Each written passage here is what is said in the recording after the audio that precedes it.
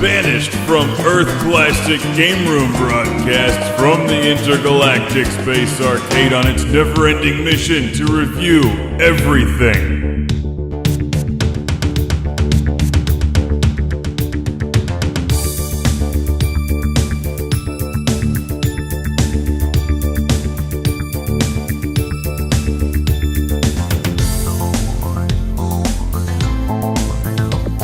Welcome to Classic Game Room, where I've got one of the best games of 2013, even though it's a stealth game and you know I can't spell stealth. It's Tom Clancy's Splinter Cell Blacklist.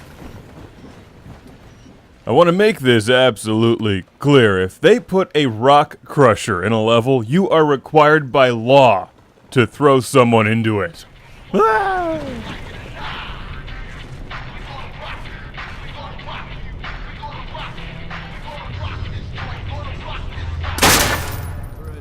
The United States is being threatened by a series of terrorist attacks called the BLACKLIST by an evil group known as the Engineers, all of whom wear pocket protectors with pens sticking out of them and glasses held together by tape. Engineers. You are Sam Fisher. Unafraid of their calculators, you battle the Engineers head-on with machine guns. In Tom Clancy's Splinter Cell Blacklist.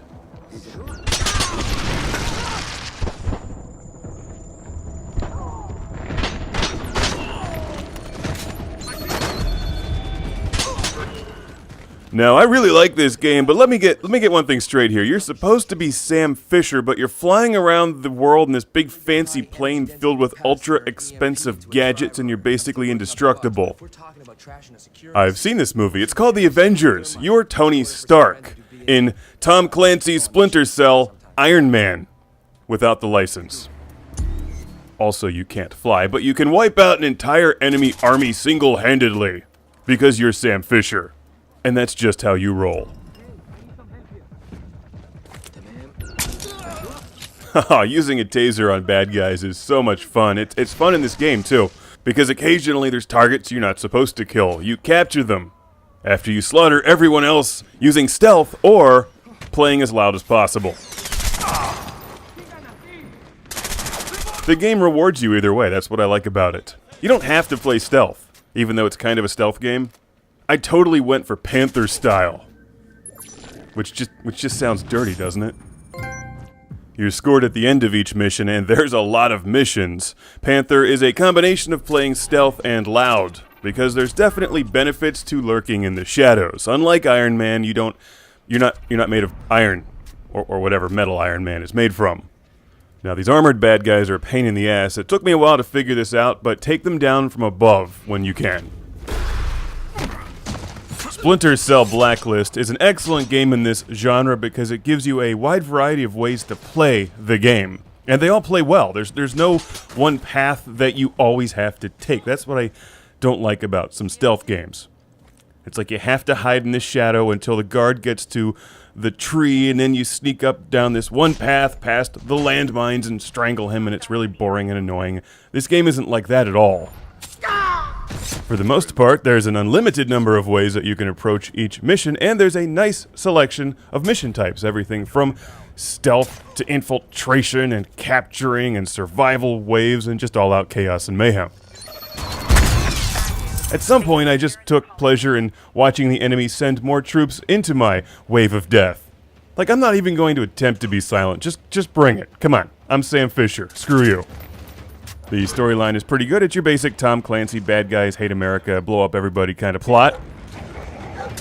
But it's well executed, and I think the structure of the game has taken a lot of influence from Mass Effect. You've got your central spaceship or airplane thing, which is like your hub of operations, and you can play right through the storyline or fly around and do a bunch of side missions or side quests, whatever, to earn cash that upgrade your weapons and armor, eventually making you invincible. While the game obviously looks really good, this is the PlayStation 3 version. It sounds even better, so you're going to want to finally upgrade to that high-end surround sound theater for this one. The sound staging is immersive, and every little audio cue helps you detect where the enemies are and just puts you in the action. Terrific sound design in Splinter Cell Blacklist. Now this also has multiplayer, as well as some co-op missions that you can play with a friend locally or online.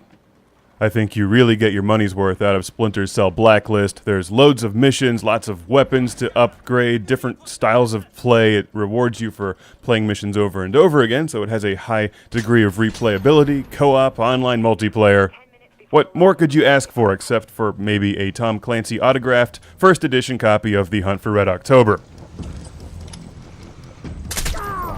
Now, even though I've showered this game with praise, I have to voice my disappointment at one major omission. During the Philadelphia sequence, I was not able to go AWOL and hit up Eulogy in a bunch of bars with my friends downtown and walk into a Flyers bar with a Penguins jersey. I mean, that seems to me like a mission that would have really tested Sam Fisher's skills in combat. Surrounded by drunken Flyers fans throwing bottles at him. Maybe they'll make that DLC. It's Tom Clancy's Splinter Cell Blacklist. I wonder if he's any good at this game. What's Tom Clancy's gamertag? I'm gonna guess it's Dan Brown fan number 1.